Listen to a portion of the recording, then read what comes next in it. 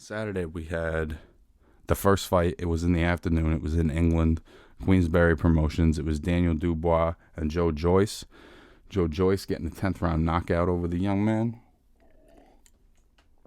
And ultimately putting himself in pretty good position, I would say. Going into this fight, I really thought Dubois had the edge. And part of that was he's been, at least in the fights I've seen, he looks like a huge puncher. He's built very stocky, but he's very athletic and fast. I think his technique is a little more textbook than Joyce's. So he's 12 years younger. There's all of these things that I would have viewed being in his favor. And in the ring, I think they were in his favor. I think he was landing hard combinations.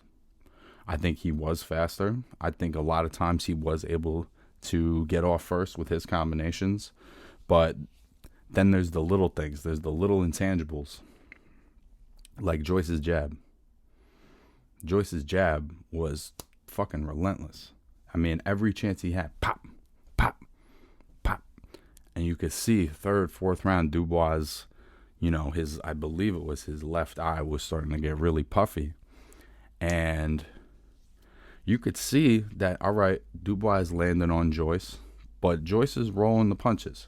Joyce is taking him clean, and he's not really affected by it. It's not affecting him the same way as maybe it would have affected Dubois' other opponents. He's more durable.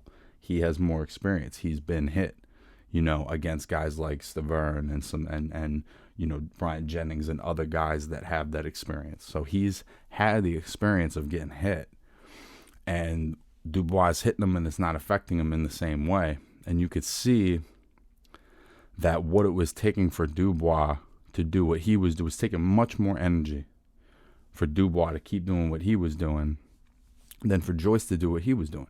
Because frankly, Joyce wasn't throwing any power punches. It was all jabs for the most part, for that 10 rounds. It was all jabs. But he was pounding him with it, and he wasn't using a lot of energy doing it. I kept thinking he's going to need to open up at some point, but it was like by the 8th, you could see Dubois' eye was basically closed. His eye was very fucked up. And when he went down in the 10th, you could see the jab landed so cleanly right on the button, and you could see he grabbed it and he winced a little and he went down, and I was like, that's it. That's the one. That's the one. He was like, I can't take anymore. And, I saw some mixed reaction from different fighters about him quitting. It's a tough sell for me to say that he quit, because if you're looking at his eye, I think it's very possible that he has a broken orbital bone, which is a bone in your eye socket. You think about Kell Brooks suffering that injury twice against Golovkin and Spence. There's a lot of instances of that injury happening and fighters needing to stop. A good example of someone having that injury and not stopping is Pacquiao and Margarito. Margarito had a broken orbital bone, I think, for a good portion of the fight, and fought through it like a warrior. But if you've looked at Antonio Margarito's face in the last decade, it looks like one of his eyeballs is from somebody else's face. Like, he's never going to look right again. He's got one eye that looks like it's from somebody else's fucking face. And that's because he wanted to be a warrior, and he wanted to fight through that pain.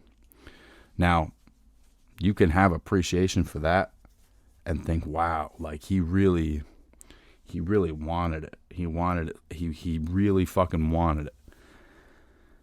But I don't think that detracts from a fighter who's 23 years old, who's in excruciating pain, who's maybe experiencing something they've never experienced before, that takes a knee and says, I can't continue, I'm injured. I think somebody pushing through that injury and suffering with it for the rest of their life, that one person will make that choice. You can't you can't discredit another fighter because they're not willing to make that choice. I don't think. And maybe that's because I'm not a fighter. I'm just like a gym rat and a trainer. But if I'm in Dubois' corner, it's hard for me to look at him and be like, yo, bro, you quit. Like, I don't think he quit. That eye looks pretty bad. That eye looks really bad. And if he's got a broken bone in there, when he's getting hit on there, there's nerve pain shooting through his whole face and his whole head.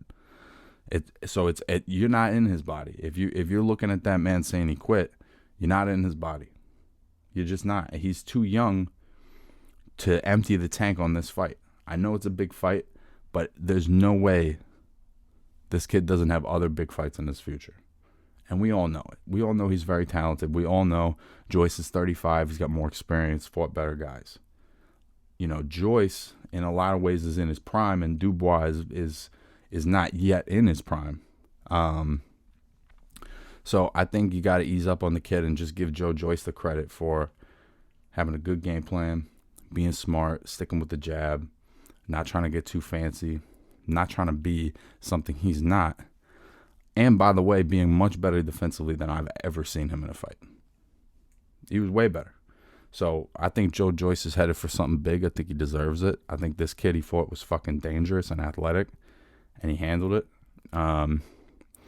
So depending on what happens with Usyk and his mandatory against Joshua and whatever, maybe we get to see Usyk and Joyce next. Who knows?